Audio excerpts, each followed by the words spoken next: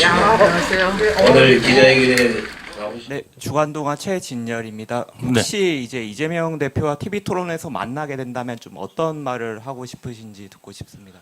법정에서는 제가 늘 지금 현재 증인으로만 출석하기 때문에 제가 말을 하려고 그러면 변호사가 네 아니오로만 대답하라고 요구를 합니다. 그리고 질문을 조금이라도 질문하려고 그러면 저보고 증인은 질문을 할 수가 없습니다라고 이야기합니다. 예, 좀 성대모사가 좀 이상했나요? 네, 아무튼 예, 목소리가 좀 그러신 분입니다. 그렇게 해가지고 제가 말을 할 수가 없었는데 제가 TV 토론에 나가면은 할 말이 굉장히 많습니다. 예, 왜냐하면 겪은 일이 10여 년간 한둘이 아니지 않겠습니까? 그거를 제 앞에서 제 눈을 똑바로 보고 어떻게 말하는지 보고 싶습니다.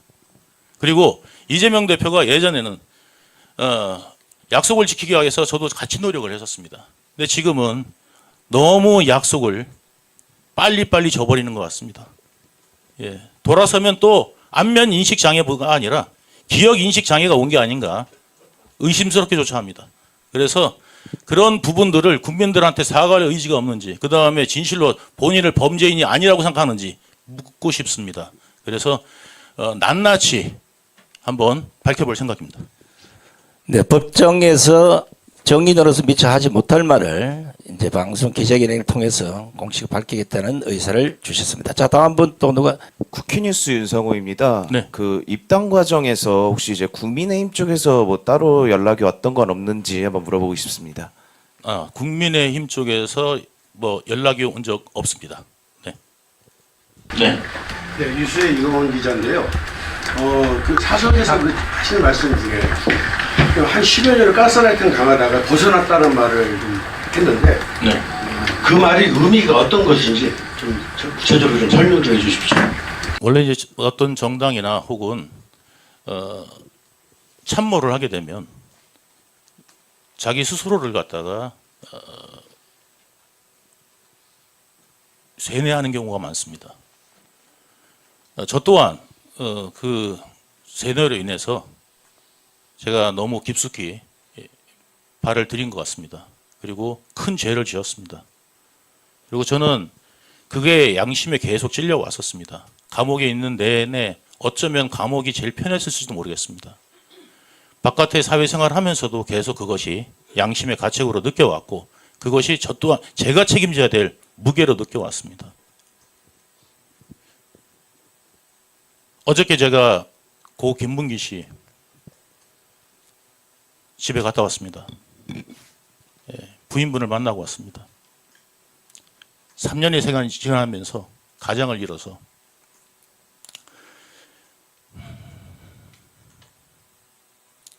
굉장히 경제 활동에도 어려움을 느끼고 있었습니다. 네. 저는 근데 그 이야기를 들었습니다. 이재명이 쪽에서 거기도 변호사를 보냈답니다.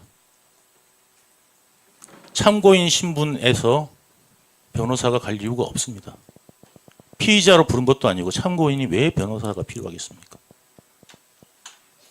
이 김문기 씨, 왜 극단적 선택을 했을까? 저는 김문기 씨가 저한테 이렇게 물어본 적이 있습니다. 어떻게 물어봤냐면 이제 좀 눈치가 이상하니까 자기한테 사실을 말해달라. 돕겠다. 무슨 일을 하시든 돕겠다. 저한테 오더를 내리실 있으면 말을 하십시오. 저 못 믿습니까? 이렇게 이야기를 하더라고요. 제가 그때 김문기 씨한테 뭐라고 그랬냐면 당신은 몰라도 되고 알 필요도 없고 그리고 당신은 할 일은 성남도시공사를 위해서 열심히 일하는 거다. 그리고 최선을 성남도시공사의 이득을 위해서 최선을 다해서 뛰는 것이 당신의 일이다라고 제가 말을 해준 적이 있습니다. 그래서 그분은 아무 내용도 몰랐습니다.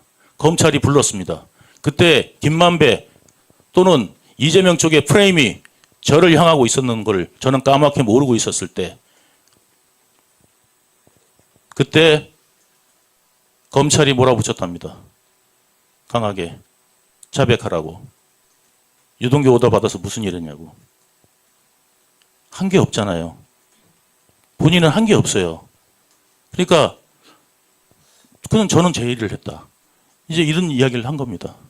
그러니까 저쪽에서는 변호사가 이랬답니다. 실무자가 제일 크게 다친다고. 당신 큰일 났다고. 그분이 변호사로부터 자기를 변호해 줄 줄 알고 온 사람으로부터 절망적인 말을 들었을 때, 아무것도 한 게 없는 사람이 그 말을 들었을 때 심적으로 어떤 고통이 왔겠습니까? 저쪽에 이재명이 볼 때는 가장 입을 안 여는 측근이 김문기로 보였을 겁니다.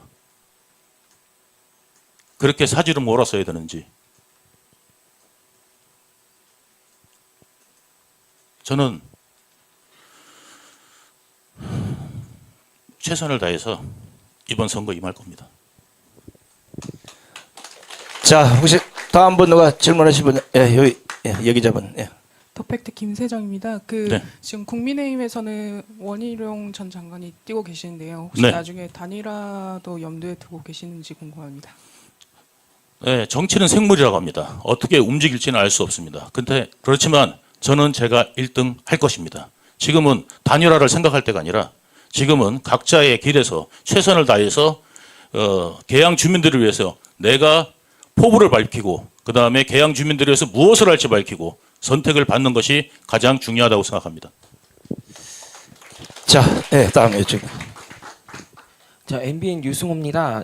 이재명 대표가 이제 인천 계양을 뿐만 아니라 본격적으로 총선 전국 들어가면은 전국 순회를 할 수도 있을 것 같은데 혹시 그런 자리에서 전국에 이재명 대표에 대한 내용에 대해서 뭐 같이 동행하면서 밝힐 의사도 있으신지 좀. 아니, 그런 생각은 없습니다. 저는 계양에서 최선을 다할 겁니다.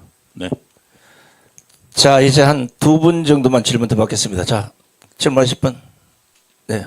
저 뒤에 계신 분. 예, 기독인 뉴스의 김성수 기자인데요. 두 가지만 여쭙겠습니다.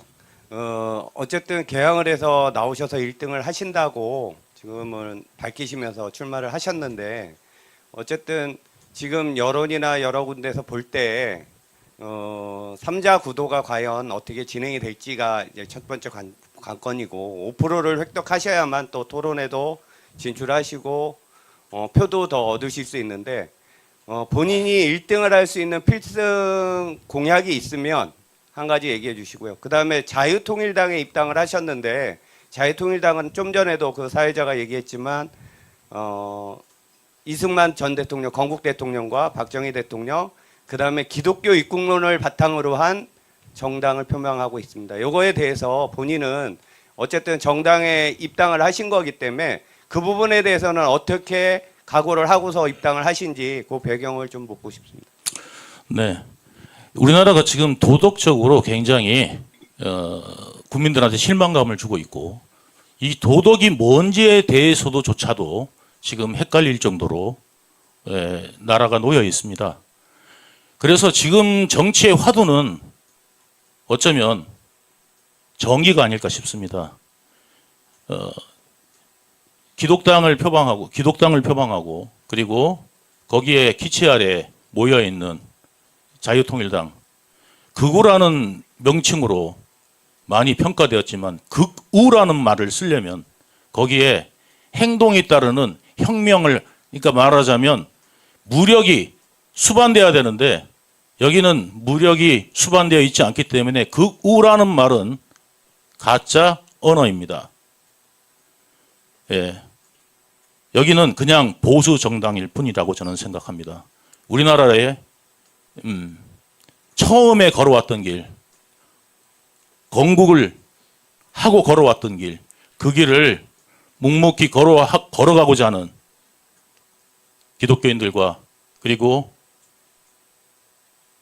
여러분들이 이뤄낸 땀의 결과라고 저는 생각합니다. 그래서 저는 자유통일당이 앞으로 국민들한테 많은 사랑을 받을 거라고, 진심을 얻을 거라고 저는 생각합니다. 그리고 저 또한 진심은 통한다고 했습니다. 지금은 몇 퍼센트일지 모르지만 여기 계신 많은 기자분들이 아마 3자 토론회를 기대하실 겁니다. 그렇듯이 국민 개항 주민 여러분들도 3자 토론이 궁금해서라도 저한테 표를 주실 거라고 저는 생각합니다. 네. 자, 다음 분. 예, 이쪽 오른쪽 저쪽에 계신 분. 신동아 박세준입니다. 네. 그 다름이 아니라 아까 보수 정당으로 일단 출마를 하신다고 하셨는데 네. 결국 보수 정당 원희룡 전 장관과 그다음 대표님 양계 구도가 되고 그다음에 이재명 대표가 올라오게 되는데요. 이렇게 됐을 때 보수 정당 표가 분산돼서 이재명 대표에게 유리해질 수 있다는 분석도 있습니다. 이 부분에 대해서는 어떻게 생각하시는지 한 말씀 부탁드립니다. 네, 같은 보수를 포방하더라도 예, 분야가 서로 다르다고 생각합니다. 예, 분야가 서로 다르고 그리고 국민의힘에서 실망하신 분들도 존재할 수 있고요. 그리고 지금 민주당도 지금 이제 제3지대에서 지금 나올 거고 뭐 3지대가 만들었는데 개항을 빠지지는 않을 거라고 저는 생각하고요. 예, 정치 구도상 만약에 제3지대를 만들었는데 개항을 빼놓는다면 그 뭐 민주당 이중대를 자처하는 거 아니겠습니까? 예, 그렇게 되기 때문에 민주당 당대표가 나오는 그곳에 가장 핵심적인 사람을 또 보낼 거라고 저는 생각합니다. 그래서 이미 이제 4자 구도 펼쳐질 거고 거기다가 또 옥중 출마를 또 노리시는 분이 계세요. 예, 그러니까 5자 구도. 이렇게 되다 보면 그 3자 구도에 대해서 너무 열심히 생각하지 않으셔도 예, 그 부분은 자동이 깨질 거고 그리고 각자 열심히 하는 모습을 보고 싶어 하실 겁니다. 정치 역학 구도로만 너무 설명되면 예, 지역이 없어질 거라고 저는 생각되고 예, 지역을 위해서 있는 공약들이 살아 숨쉬어야 된다고 생각하기 때문에 예, 저는 제 갈 길을 묵묵히 가겠습니다. 네. 자, 이제 마지막 한 분만 이제 질문을 받고 오늘 질의응답을 끝내도록 하겠습니다. 없습니까? 답변을 너무 잘해서요. 질문할 게 없나 본데요. 이러다가 또, 예.